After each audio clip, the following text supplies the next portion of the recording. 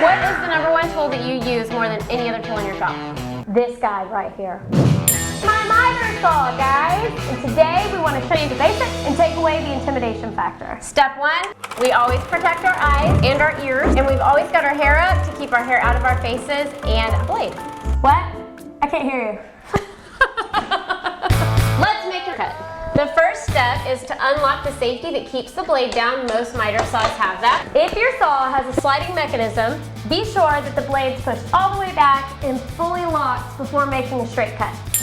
We're going to be using a narrow board, But if you're going to be making a wider cut, you can unlock that, pull it all the way forward. because you want to push the blade away from you as you're making your cut. We are measuring and marking our cut. Now when you bring that blade down, you can't just cut directly on top of that mark.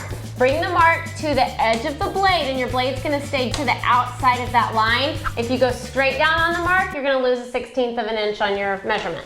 Clamp your board down in place, then get your thumb on this safety, then pull your trigger. Make sure to let your saw blade come to full speed before dropping the saw blade down. Make sure the saw blade completely stops before letting that handle back up. Besides the straight cuts, you can also make angled cuts. So let's make one. Unlock it. Let's do a 45-degree cut. Sounds good? The miter shifts left and right on the bottom. It'll stop and click into place.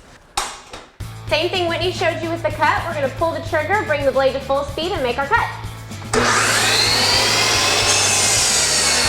Perfect. That's it. 45-degree angle. That easy. Many of you will have a saw just like ours, which is a compound miter saw. So not only can you do the miter cuts, but you can also make a bevel cut. The first step to doing that is setting your bevel. Unlock that to begin with. Let's just set it to like 15 degrees. Sure. 15-degree angle here. And then you want to lock it back in place. And you're just following the same steps. Clamp your board down. Let's see if my bevel turns out better than Ashley's miter. Let's see if Whitney remembers to put her ears in. I did!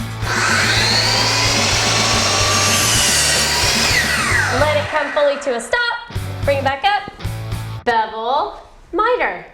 Ding! And that's how you use a miter saw.